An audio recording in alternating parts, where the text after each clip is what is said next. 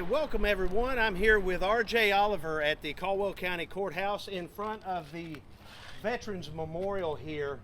And we're going to interview R.J. here for Veterans Day week. And we have several things that we want to talk about. R.J., you and I talked on the phone here a couple of weeks, and I asked you to make a long trip in. Yes. Luckily, on the day that we're doing this, it's your mom's birthday, Correct. so you had a good reason Yes, to come in anyway. Exactly. So, some of the things that I want to ask you, I know, you and I grew up together. We went to church together, went to school together all through school. You and I, never missed a day, ever. Correct. Yeah, you beat me 1 year by 1 day. Yeah. I remember. And some of the things that, as we grew up here in this small town, there was not a lot to do. No. And there was really, as we got out of school, there was not a bright future for kids our age at that time. Yeah, that's true. So you made the choice to go into the military. Yes. So what I'm going to ask you first is, tell me about your military service. What made you decide to go into the military? This could also get me in trouble. When I was a senior, thanks to Mr. Rogers, I barely squeaked by in government class, so I did not think college would be a very good choice for me because I thought studying is not what I want to do. So anything that was more physical, I loved sports in high school, football, wrestling, track, so very, very good shape, or I thought I was. And so as things went along, couldn't find a college I wanted to go to, just like I said, just totally against it. And thanks to two classmates, Chris Hawk, Robbie Cox, who were very persuasive, were already joining the Marine Corps. Gary Cooper was as well. He went a little before us. Unfortunately, he's passed away now, but you got to remember our brothers. But Robbie and Chris came up to me and was like, hey, we got somebody we want you to meet. And it turned out to be Sergeant Brookshire of the United States Marine Corps. So as we talked a little bit, I'm thinking, studying, physically fit, let's go. I can run all day, do whatever you need. And so as I talked to Sergeant Brookshire, he had the gift of gab and was able to convince me to sign up for the Marine Corps. So what did he sell you on? Because they always sell you on something. What did he sell you on? Let's not go there. But Sergeant Brookshire, who I recently found on Facebook and communicate with him quite well, I hope he gets to see this. I truly owe him, Robbie, and Chris. I owe them everything. The decision that I was able to make has changed me completely. I've got a lot of friends and stuff here, but now with the Marine Corps, I've got not only friends, I got brothers around the world that drop of a hat, I'm there, 24/7. So it's been life changing and altering, and the best decision I've made in my life. Now, speak of life changing. I know that after you went in, the world changed. The world changed a lot, yes, real quick, and we ended up seeing American troops in a place they had never been. True. We ended up in the desert. Yes. And you ride along with them, is that correct? That is correct. But a little bit before that, I was on a 6-month float. So I was supposed to be European, so Spain, France, Sicily, Italy, and we were supposed to go to Paris. Actually, I had the ticket in my hand. I went to the Vatican as well, and the Pope actually jumped out and waved a little bit. So they said, I assume it was him. It could have been you dressed up for all I know. But I had my ticket in my hand to go see the Eiffel Tower, and the first trip came back, and they stopped us, and they sent us off to the coast of Africa. So I set off the coast of Africa for 88 days without touching land, and we had to evacuate the embassy down there. It was being overrun. So that was my first taste of really anything going on other than training with the British Royal Marines, some of the French Foreign Legion, so different military around the world. But sure enough, in November of 1990, we were told that we were going to be going to Saudi Arabia. So made a few plans here and there, and actually December the 12th, of 1990 is when my platoon shipped out and we went over to Desert Storm. Things changed a little bit for us. February it was 127 degrees, so just little things like that, but it's a dry heat, so that was good for us. You love it. It's a dry heat. Yeah.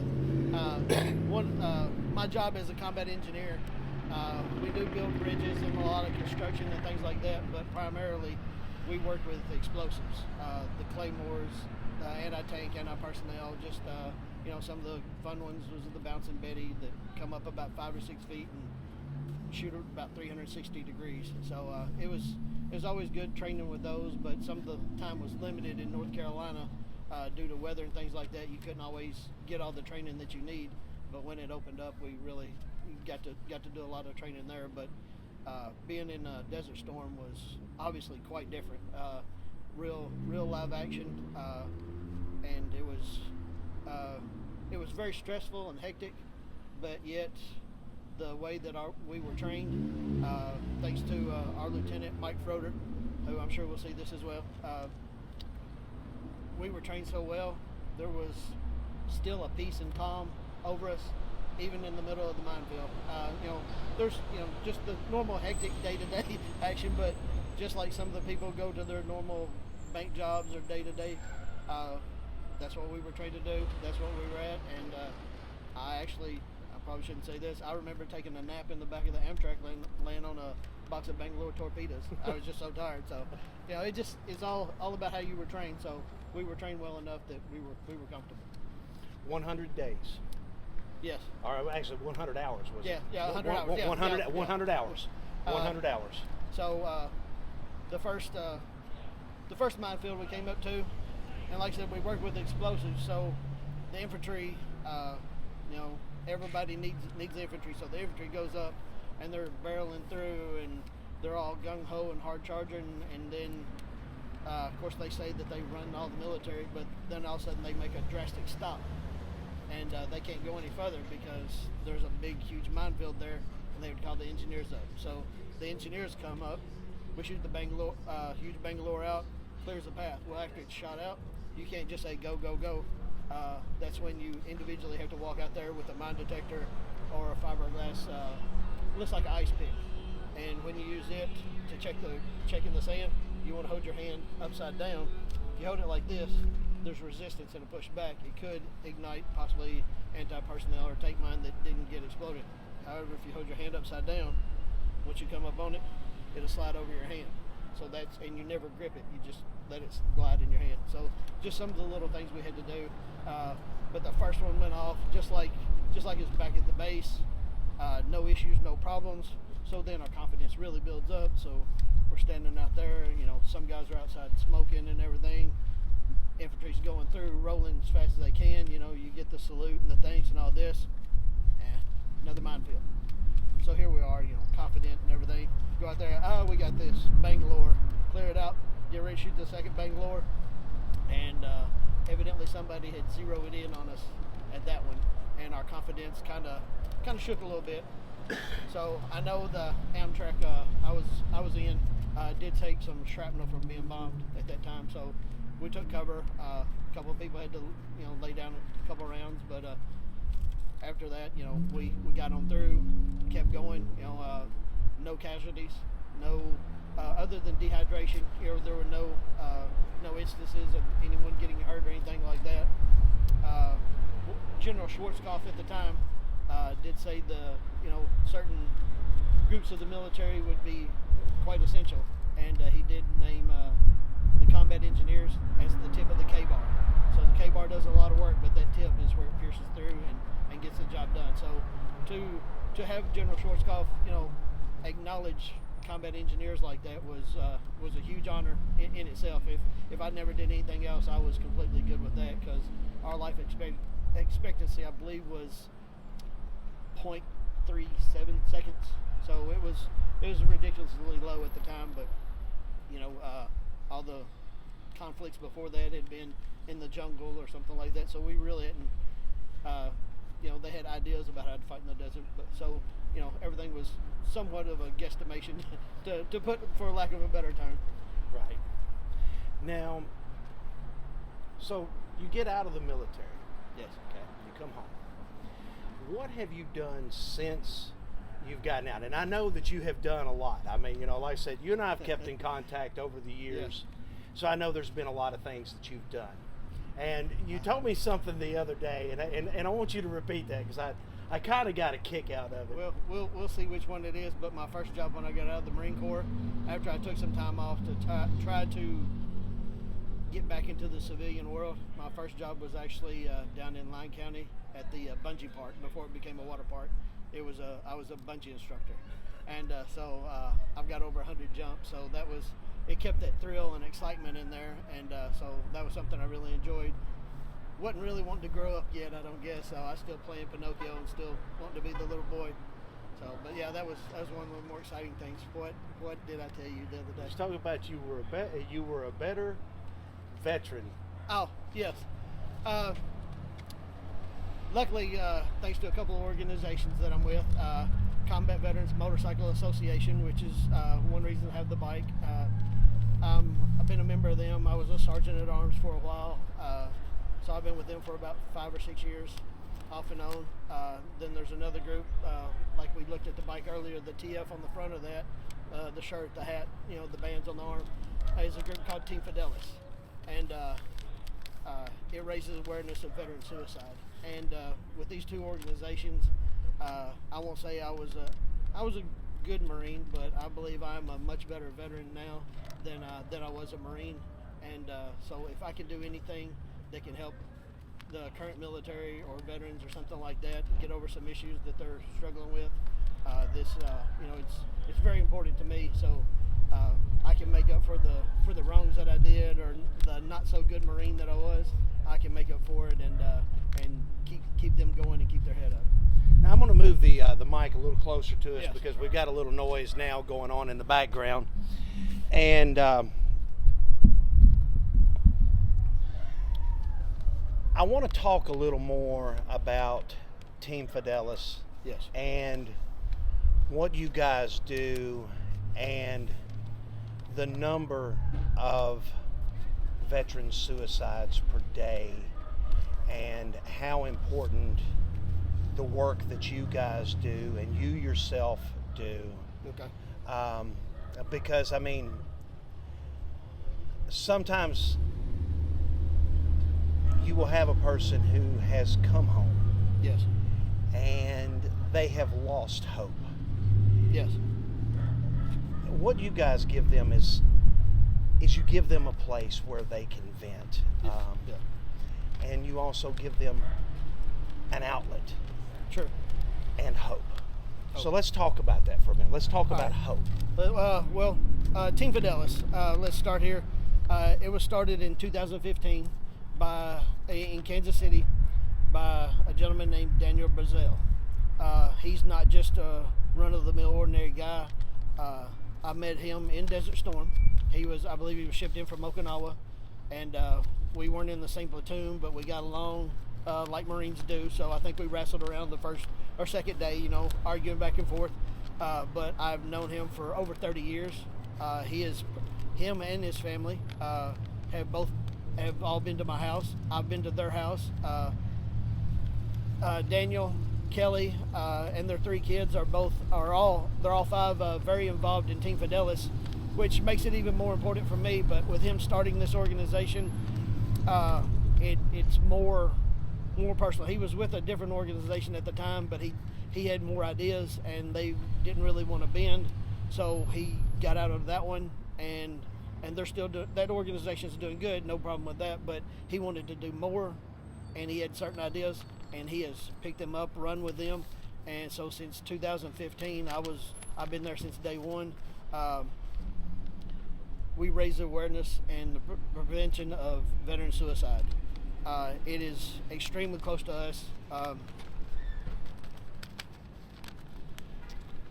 I've had several friends that have been down that road, and I've had to fight a lot of personal demons myself. So it's not just an organization. I know what some of these guys are going through, or some of these veterans, what they're going through. So it really means a lot to me when I can set all my stuff aside and help someone out. Like I told you when I first got here, I got a message on the way here that somebody had tried to was losing the battle to their demons last night, and they tried to cut and hang themselves. So to get that message from one of their family that they were in the hospital and doing okay, it was a huge relief to know that they were okay. So it's not just something I talk about and wear a shirt and go, hey, look at me. This is completely deep to my heart. I've had, not more than just veterans. I've had personal friends that have committed suicide, and just anything we can do is, it like I said, I keep saying it's just very personal. But one of the things we can do, and I do have notes because I knew I'd get like this and forget a little bit. I am the Kentucky Veteran Navigator, and for Kentucky and the Cincinnati area, since I'm right there beside of it, for Team Fidelis. Currently, we don't have anyone that is kind of over the southern part of the United States, so I assist in the southern part as well. So there's Texas, there's Florida. I've got some people down there, Alabama, Louisiana, just some ones that I know that I've talked to recently, and my personal list, I've got about 75 to 80 veterans that I send messages out to and check on them. So, but then that's not included. That's just my initial group. That's not included the rest of the U.S. where we talk to them. One of the things we really like to do with Team Fidelis is meet the veteran if we can, have some personal contact. Veterans have a tendency to let everything build up, and they don't want to open up. It was very hard for me to come back, and even though I'd been in Caldwell all my life and Princeton and had so many friends here, and we tend to put on a face and like, hey, yeah, I'm okay, and inside there's people walking down the street, and you tend to watch them. If you go into a restaurant, I tend to put my back against the wall because I'm scanning the room, and it's an ongoing struggle inside each and every, a lot of veterans' heads, and they got to have a plan, they got to have a way out. So they do seem more stubborn, and I'll put they don't want to socialize. So one of the things we try to do is get them out of their house and socialize, and maybe do something in the community, whether it's just a small little thing. They may have a Veterans Day thing, but the veteran may be across the street on the other side. But just anything you can do to get them out, possibly with their families, that's a good thing. If it's a grandfather that's a veteran, maybe he can get him to go to the grandkids ball game of some sort, and just getting them out of the house, because a lot of them will isolate. That is a huge thing that we notice. A lot of them will isolate and just try to be by themselves, and as everyone knows, the walls just close in just closer and closer and closer. So I've been very lucky. I got a friend in Florence, and he owns a bike shop, Sick Fish Cycles, and I go up there, and it's usually just him working on the bikes, but it allows me to get out of the house, so I get to learn a little bit out of the from him on how to work on my bike. And instead of just sitting there and sitting at my house, I'm up around things that I like. There's not a lot of people there half the time. But I do help him out when I can. If he has an event, I'll try to go with him. But then I'll sit there and I'll detail the bikes, or clean on them. So that's my way of escaping out of my house. So it's a lot of things like that. However, Daniel's out in Kansas, and one of the things that we try to do, and I've gone out there with him. He does a lot of work with the Kansas City Comets, which is an indoor professional soccer team. And they've been gracious enough to actually give us a suite, and it's called the Warrior Suite. So during that game, Daniel or somebody from Team Fidelis will pick a veteran. And we just, last year, we got to picked one of the guys that we were with in Desert Storm. So since he traveled about 3 or 4 hours to get there.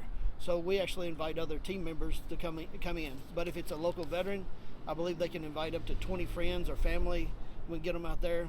So the Comets played their first quarter, and in between the first and second quarter, the camera pans around, and on the big screen you get a picture of the veteran, the warrior of the game is what they're called. So we honor that veteran, put their military experience up on the board, and it's unbelievable. The crowd just turns around and cheers and everything. So it's quite an experience just to get that veteran out, and you see the pride taking over. You see their chest swell up a little bit because it's something maybe they haven't gotten or they're not used to. So and not everybody. I'm not saying everybody needs to be patted on the back and hey, thank you. One of the biggest things you can do for a veteran is 2 little words. Just say welcome home, especially Vietnam veterans who were so overlooked. I've got a couple of schools that I volunteer with, and I've had some teachers at the schools. They make have their students make little cards, and it says welcome home. It may be of somebody in the military, a tank, American flag, an eagle. I've had some very, very good ones from 3rd, 4th, and 5th grade, so I was very amazed by their ability. But the honor flights that come in, I'll take them up there and I'll find some kids that will hand these out to the veterans that come in. So I think there was 75 veterans that came in this last one, and they're worn out because they've been going since 4 o'clock that morning, and they're getting back at 9 o'clock at night. So they fly them out to DC, they see all the monuments and everything, they come back and they're tired and wore out, but then you got all these people cheering and you see them smile. But then I've got this little kid that walks up to them and hands them a card that was handmade, and usually I tell the teachers, just put 2 words, if nothing else, just have your student put welcome home. And I've seen 80-year-old gentlemen pop up in their wheelchair and salute these little girls that are 4, 5, 6 years old, and it brings a tear to their eye. So little things like that just mean so much to me that it's amazing. I can't do enough. But like I said, Daniel does that out in Kansas. With me being in northern Kentucky, I'm starting to reach out and try to get some contacts where I can do this with possibly the Reds, the Bengals, or the new Cincinnati professional soccer team. But if I get some good contacts, being in Kentucky, I would really love to be able to go to the University of Kentucky and be able to have a Warriors suite or Warriors box, and during one of the games, them acknowledge a veteran. So if anybody has any contacts, let me know. I would love to be able to let RJ know. You can let us know, and we'll let RJ know. I would love to be able to take some veterans that they're just huge UK fans and take them up there, or to anything. I mean, it doesn't matter, just to get them out of the house, acknowledge them, and just show them that we still care, no matter where they are or what they did, no matter what branch of service. So that's one of the things I'd really like to do. It is a non-profit organization. Mm-hmm. I don't get paid. I do not receive a single dollar. I don't want your money. I'm doing fine on my own. Daniel, his family, nothing. We don't take a salary. So the money I was raising money for my birthday a couple years ago, and so all that money goes to our veterans to support them 100%. Now, do you guys have a website that if people wanted to donate, they could go to? Absolutely. You can find it on Facebook, Team Fidelis, or you can just look up. You stumped me on that one. I can't remember if it's .org or .gov, but just if you can't find it on Facebook, get a hold of me, and I will be able to connect anybody with that. Okay. And they can directly straight to the organization. You do not have to be a veteran to be a member. That's one of the best things. If you know a veteran, love a veteran, or even if you've never seen a veteran, you can be a member of this. Just all we want is someone to be there if a veteran's struggling, just for them to know that we're there. And all I ask is, I usually have these 2 bands on me, and just like this one right here says Team Fidelis, and like I'm gonna give you one. There you go. It said, and I don't know if we can see this with the camera, but there is the web address actually on there, teamfidelis.org. Why you make me look stupid? They making you look stupid. But when I hand one of these out to a veteran, mm-hmm. the only thing I ask them is, like, if you're on Facebook, like the page. You may not need our help, but there may be some veteran out there that sees it, mm-hmm. and they can reach out to us and get their help. Right. So that's the main thing. So anybody who sees this on Facebook, just like the page. That you don't have to pay anything. Once again, everything's free. But just reach out there, like the page, share some things that we got going on, and get that veteran out there that may need some help. So.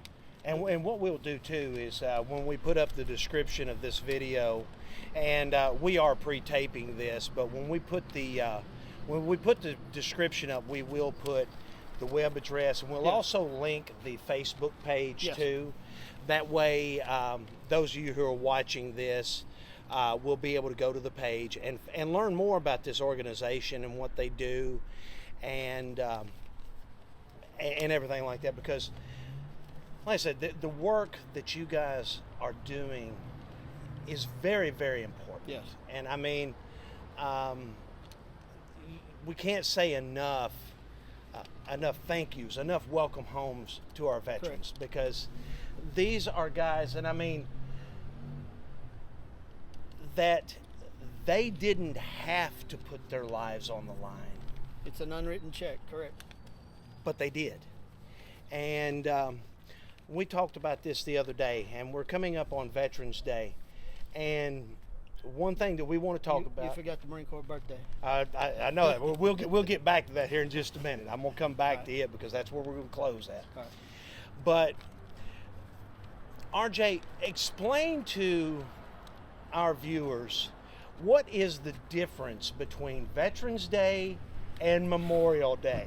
Ooh. Because I know this is is somewhat of a sore spot. Yes, and there's several people that they don't know, and they do mean well, and I understand that. Veterans Day, if you've been in the military, happy Veterans Day. Thank you for your service.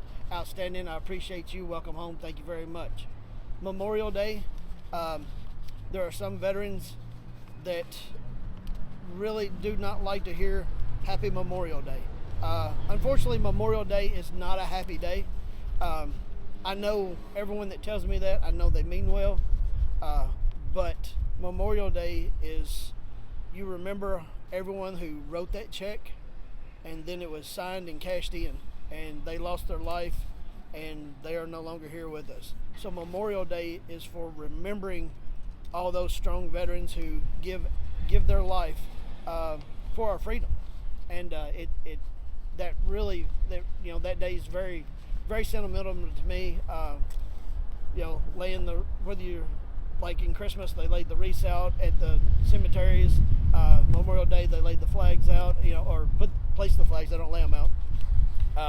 So it's a very touching, very somber, moment.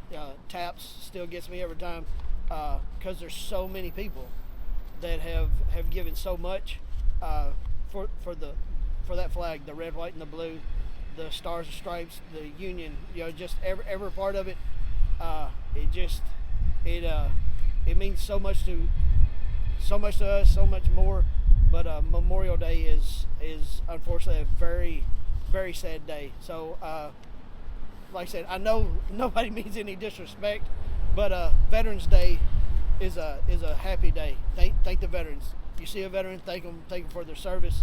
Memorial Day, obviously, we're still going to get people to say thank you for your service. And that is one of the hardest questions, actually. Well, not question, but when somebody says thank you for your service, that is the hardest thing for a veteran to answer sometimes. What do you do? Do you go thanks? I don't know how to reply. It was an honor for me to serve. So I'm very happy to do it. Most veterans don't think anything about it. It's what we signed up to do, and usually I know a lot of veterans just feel humble when somebody says thank you, because it's just like a door greeter at Walmart. They're saying welcome to Walmart. Well, that's their job. We signed the paper. That was our job. We don't think anything about it. So, but the huge difference between Veterans Day and Memorial Day is just. Appreciate everybody that says something, but Memorial Day is truly a very, very, very sad day for some of us. Now, we're going to get off his somber mood now. Right, okay. And we're going to talk about one of your favorite holidays of the year. I know this because I watch your Facebook page. I watch every other Marine in the United States. November 10th. November 10th, 1775, the birth of the United States Marine Corps in Tun Tavern, Pennsylvania, the only military branch to be born and started in a bar. That is correct. Yes. So that doesn't mean you have to drink just because it was there. However, whatever you do to celebrate, that's up to you. Drink responsibly, Yes. but celebrate. Yes. The Marine Corps this year will be 246 years old. So if you see a Marine, like, what is it, next Wednesday, I'll be 246 years old. So I look very good for 246. And unfortunately, a lot of Marines take that very seriously. That is our birthday. I've already seen it lighten up today. I've give up my my personal birthday for the Marine Corps birthday. I celebrate it more than I do my own birthday. There you go. And I've got some friends who will probably see this, and you know who you are. Do not celebrate Christmas before the Marine Corps birthday. We will not get along on this issue. I've got some friends that are putting up their tree right now. No, it goes after Thanksgiving, but it always goes after the Marine Corps birthday. That is the first holiday after Halloween. You have heard that here first. Yes, we do the Marine Corps birthday on the 10th. We do Veterans Day on the 11th. Thanksgiving's later. Black Friday is when you can put up your tree. Yeah, it just exactly. Every holiday gets its own time. Keep the tree in the attic. Keep the tree in the shed. Yes. We got plenty of days, and it was funny. I noticed that you had 12 put a post about the 12 days of Christmas. Yes, and then the 12 days of Christmas. None of them are in November, and then Tom reminded me 5 of them are. Seven of the 12 days of Christmas are actually in December. Yes. 5 of them fall in January, so Yes. we don't need to really see Christmas trees much before the 24th of December. Nor do we need to hear hideous Christmas music. See, I'm being flexible, saying after Thanksgiving. You're saying. I'm saying Eve. never. Santa will still come if you're good enough. That'll be good. There you go. There you go. Yeah. But RJ, we definitely appreciate your service, and my friend, welcome home. Thank you so much for everything that you've done, and what you continue to do. Yeah. And everything that Team Fidelis is doing. The Team Fidelis mission statement, it's very simple. It's 6 words: raise the awareness, provide hope, and build camaraderie. If you can do one of those, you can do the next and builds a third, and then slowly all these demons and this real true pandemic will slowly fade away, and hopefully we can get down to 0, because one is still too many. And what we didn't talk about, at one time there was a 22 a day. That's what they were calling it, 22 veterans. That study was done, but it was also including spouses, children, and parents. So the number is technically lower. It's about 17.3, 18.4, somewhere, 0.4, so somewhere in there. But it's still too many. To put it in a bad situation, if you walked out to the local schools and you just took one school and moved them somewhere else, that'd be the nicest way I can put it. Moved them somewhere else. If you moved one class every day, that's how many veterans we're losing a day. So, that's very sobering. But one a day. I mean, even if it's one a day, just when you get up in the morning, the first person you see, just pretend you're not going to see them anymore, ever. That's still too many. So for them to fight their personal demons, and knowing that maybe what we try to do, if a veteran needs something, whether it's a phone number at the VA, or maybe they can get in touch with us and they need care packages. We've sent some care packages, overseas, and or even if it's just an ear to listen to. I've been on the phone at 3 o'clock in the morning just because I've got a veteran that's going, "Hey, I'm struggling. I need some help." All right, what's going on? Let's talk about it. So I try not to ever turn my phone off. I've got it on silent now, and so I'll return those phone calls just as quick as I can.